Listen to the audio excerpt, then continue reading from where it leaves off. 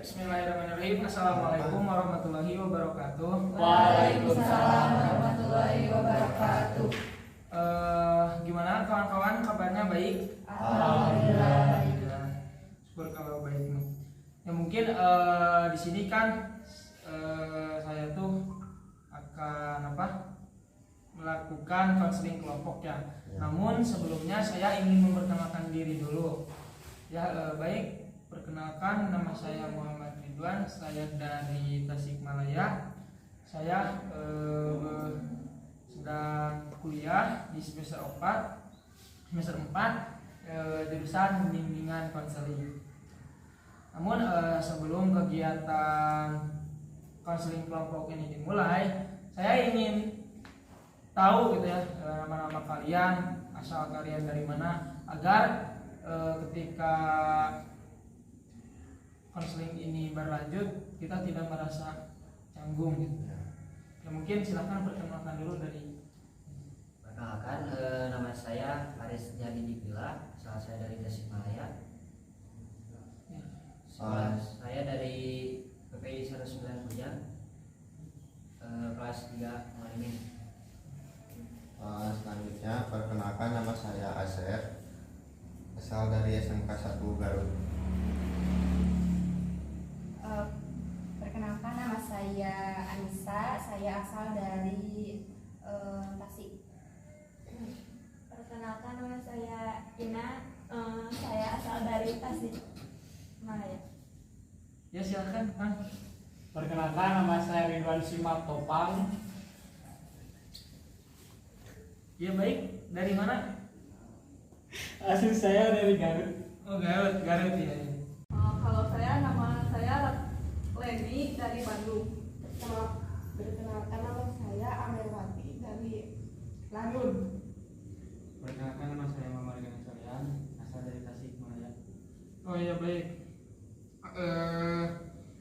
Di sini kan ternyata kalian itu beda-beda daerah ya. Ada yang dari Garut, ada yang dari Tasik, ada yang dari Bandung. Mantap. Ya baik. Sebelumnya saya ingin bertanya pada rekan-rekan semua, apakah di sini pernah ada yang mengikuti konseling kelompok? Belum. Layanan konseling kelompok merupakan upaya bantuan untuk dapat memecahkan masalah siswa dengan memanfaatkan dinamika kelompok. Nah, baik, sudah mengerti kan apa itu konseling kelompok? Nah, saya ingin bertanya, ingin tahu gitu ya, permasalahan-permasalahan yang ada di sini. Boleh? Kalau saya kan kelas 3 SMA. Saya bingung untuk jurusan karena saya kan di sekolah jurusan IPA, tapi kesukaan saya tentang peternakan gimana? Lanjut. Mungkin dari saya kan sedang menjalankan kuliah. Di samping menjalankan kuliah, saya di sisi lain lagi bekerja. Jadi maksud saya, gimana sih cara memanage waktu untuk bisa memilah antara pekerjaan saya dengan perkuliahan saya. Silakan. Kalau saya permasalahannya, saya khawatir akan saingan untuk masuk jurusan. Kan banyak yang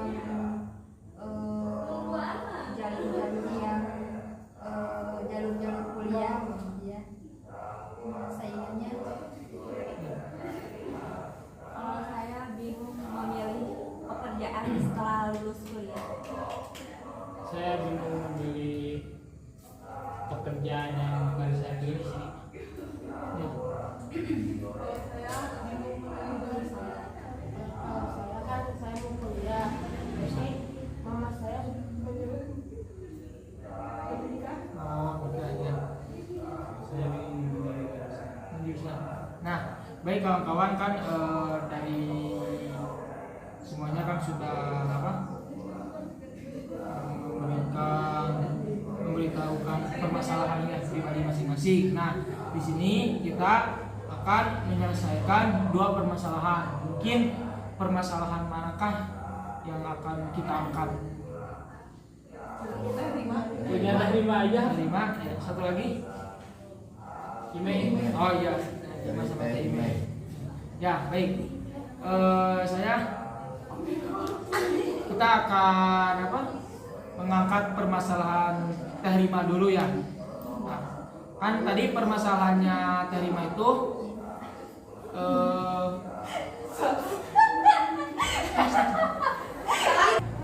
ya, baik kan? Kan barusan permasalahan Teh Ina itu bingung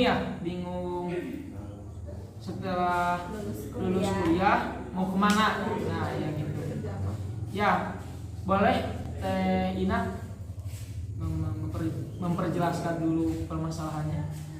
Ya, jadi saya bingung setelah lulus mau memilih pekerjaan apa. Apakah saya harus mengikuti jurusan yang sedang saya jalani sekarang atau memilih pekerjaan yang lain? Mungkin ada tambahan dari rekan-rekan. Kalau menurut saya, Rima harus tahu dulu apa sih bakat Rima, minatnya kemana, terus kesukaan Rima itu apa, maksudnya hobi Rima itu di bidang mana, misalkan di bidang bisnis, maksudnya ke ekonomi, ya. Nah mungkin dari yang lain. Kalau menurut saya mungkin sama seperti Teh Amer ya. Iya.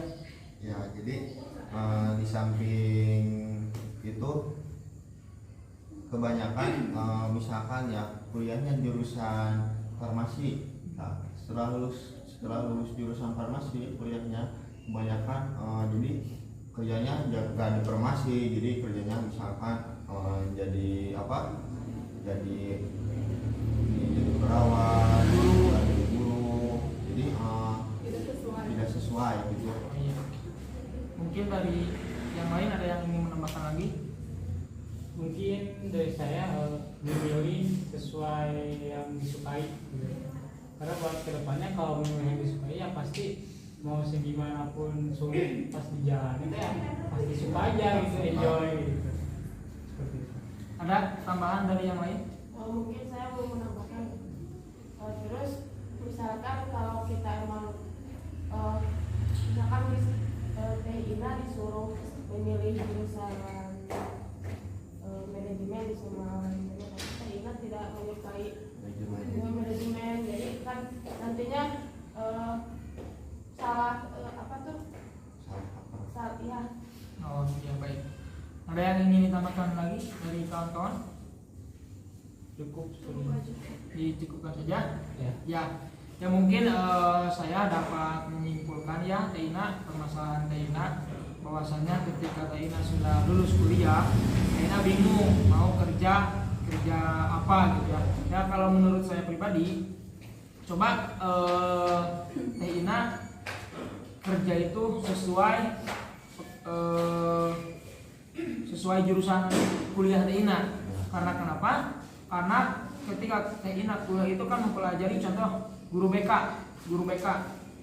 Di sisi lain, Teh Ina sudah tahu, sudah paham apa sih arti guru BK, apa sih BK itu seperti apa gitu. Nah, Teh Ina bisa ketika keluar kuliah bisa kerja sesuai dengan jurusan itu agar ketika kerjanya lebih paham, lebih mengerti gitu, lebih nyaman bekerjanya. Karena kenapa? Karena Teh Ina sudah tahu apa itu BK gitu.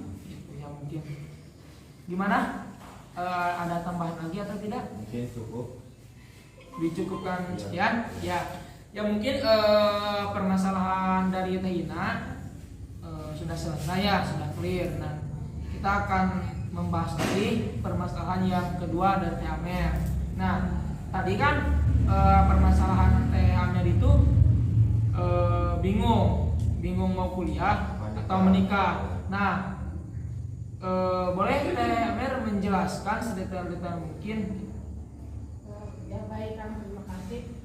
Jadi kan saya sedang duduk di kelas 3 ya, posisi saya belum pernah pacaran, tapi mama saya ingin cepat-cepat saya tuh menikah karena namanya orang tua pasti khawatir ya kan kalau kita sudah menginjak dewasa, dia takut kita tuh diapa-apain terus kita hilaf atau apa. Jadi saya tuh ya jadi takutnya mama saya tuh salah bergaul gitu kan. Jadi mama saya tuh menyuruh saya cepet-cepet nikah, tapi saya maunya kuliah karena kan di keluarga saya belum ada yang sarjana, jadi saya mau mengangkat sarjana mau mengangkat derajat orang tua. Iya gitu, mungkin seperti itu kan. Mungkin ada yang ingin menambahkan atau ingin memberikan saran dari kawan-kawan semuanya. Jadi menurut saya permasalahan dari Teh Amer ini jadi harus meneruskan kuliah kalau menurut saya, karena keinginan Teh Amer kan kuliah, sedangkan kalau misalkan keinginan orang tuanya Teh Amer menikah, di sisi lain kan di tengah jalan misalkan kalau udah menikah dan Teh Amer kan bisa pengen kuliah. Di samping itu kan di samping pengen kuliah si suaminya, kamu gak usah kuliah aja. Iya. Nah, ada yang dari yang lain? Kalau dari saya mungkin tambahannya itu tanya lagi kembali lagi ke Teh Amernya. Nah, kalau misalkan Teh Amer udah siap buat nikah gitu, ya nikah kan. Kalau misalkan nikah itu kalau kuliah bisa udah nikah juga kan masih bisa kuliah gitu. Nah terus kalau misalkan Teh Amer udah siap gitu, terus bikin perjanjian sama orang tua dan juga calon suami Teh Amer gitu. Kalau misalkan Teh Amer nantinya udah nikah boleh kuliah gitu. Itu pemasarannya jadi kan umur saya baru 19 tahun ya, baru mau mengenal dunia luar gitu. Jadi takutnya saya nggak istiqomah gitu sama suami saya, takutnya ya jadi masih kecil gitu, belum siap aja gitu. Tapi mama saya terus maksa terus gitu. Iya, jadi orang tua Teh Amer itu takut kalau misalkan nantinya kan di zaman sekarang itu banyak pergaulan bebas ya, karena takut mungkin orang tua Teh Amer itu menginginkan yang terbaik gitu buat Teh Amer. Tapi itu balik lagi ke Teh Amernya. Kalau misalkan belum siap ya bilang aja dengan baik-baik gitu, ngomong sama orang tuanya buat Teh Amer buat mereka kuliah gitu. Mungkin dari saya tambahannya seperti itu. Mungkin dari yang lain ada yang menambahkan? Izin menambahkan, Ya, siap. saran saya ketika kalau Teh Amer bingung gitu ya kuliah apa nikah, kan bisa pas nikah terus kuliah juga kayak gitu.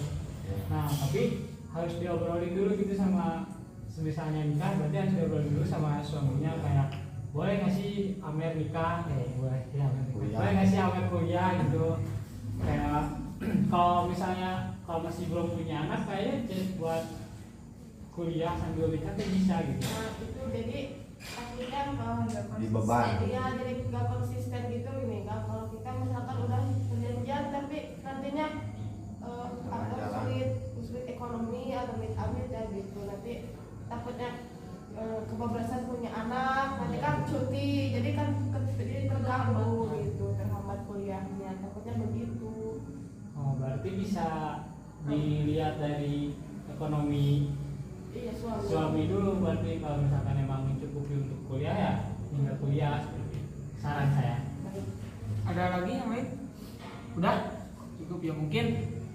Baik, mungkin dari saya pribadi seperti menyebutkan bahwasanya ketika Teh Amer bingung antara lanjut kuliah dengan menikah, kalau menurut saya lebih baik lanjut kuliah dulu. Karena kalau berbicara tentang bab nikah itu bukan hanya sekedar gurauan, apalagi sekedar bercanda-bercanda. Karena ketika kita menikah, ketika kita sudah akad itu harus bergetar itu ya. Bergetar. Nah, jadi ketika menikah itu bukan hanya sekedar bercanda. Nah, jadi kita harus bisa mempertimbangkan dulu kalau emang Teh Amer mau nikah. Tapi kan di sisi lain Teh Amer ingin kuliah, ya udah kuliah aja. Karena ketika Teh Amer menikah terus mau kuliah itu kan takutnya tidak kondusif. Apalagi kan ada tekanan-tekanan dari suami, harus pulang jam segini, harus gini banyak aturan.